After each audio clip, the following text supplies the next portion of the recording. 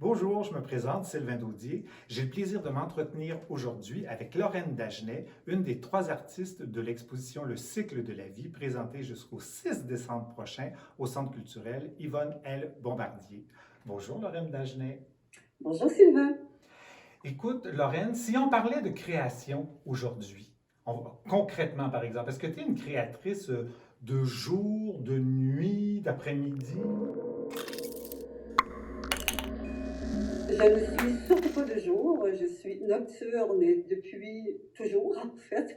Le jour ne me convient pas du tout, alors je me réveille très tard, donc je me couche très tard. Mais mon énergie de création n'est pas vraiment la nuit, elle se manifeste plutôt en fin d'après-midi. Alors je pourrais dire que je suis dans l'atelier de 2 heures, de 14 heures jusqu'à 19 heures, 20 heures à peu près. Hmm. Et qu'est-ce qui À te... tous les jours. À tous les jours, oui, c'est ça, je voulais Ouais. savoir. Est-ce que ton rythme de création, c'est tous les jours, 7 jours sur 7? Est-ce que La c'est création des... est une drôle de façon de vivre, en fait. C'est qu'au début, quand j'étais une jeune artiste, tout ça était très difficile à intégrer, à insérer dans ma vie. Je trouvais ça trop lourd à porter, trop intense. Mais plus ça s'inscrit justement dans ta vie avec les années, plus c'est fondamental et essentiel. Alors, je suis dans mon atelier à tous les jours, même le dimanche.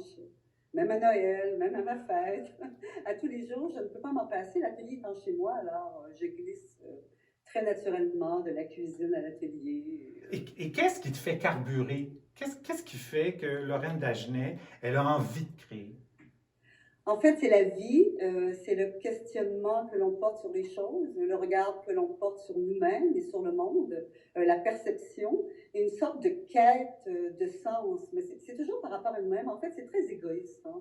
Le premier jet de la création, il est très égoïste, comme un enfant. Quand il le fait pour lui. Et après, ça prend un sens un petit peu plus public, si je vous dis. Et quand c'est inscrit dans une démarche artistique et dans une carrière, ça devient vraiment une quête de sens très, très, très, très importante. Et qu'est-ce qui fait que tu as opté pour la forme ronde? Parce que tu n'as pas toujours travaillé sur cette forme Non, ronde-là. On absolument. appelle Oui, ça un tondo ou des tondis au pluriel. Ça vient c'est ça. de Un tondo, c'est l'italien. un terme italien. Alors, un tondo, des tondis. C'est assez récent, somme toute. D'ailleurs, l'exposition qui est présentée actuellement en Valcourt englobe toutes les œuvres qui ont été réalisées à partir de cette forme-là. C'est que mon travail est devenu de plus en plus sculptural.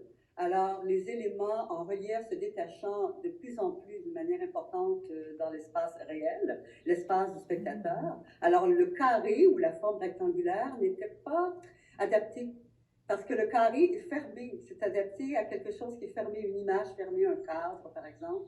Alors la forme ronde me permet d'évacuer complètement ce cadre-là et d'aller chercher au maximum un effet sculptural qui envahit l'espace du spectateur, en fait qui est beaucoup plus théâtral, qui Hmm. s'ajuste à cette théâtralité-là.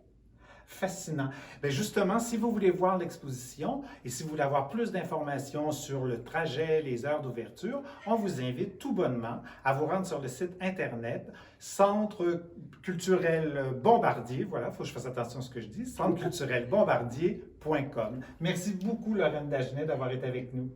Ben, ça me fait plaisir à vous et je suis bien contente que l'exposition se prolonge jusqu'au 6 décembre. Ça fera presque un an que l'exposition est montée, alors c'est vraiment très particulier. C'est une première. Oui, c'est une première aussi longue.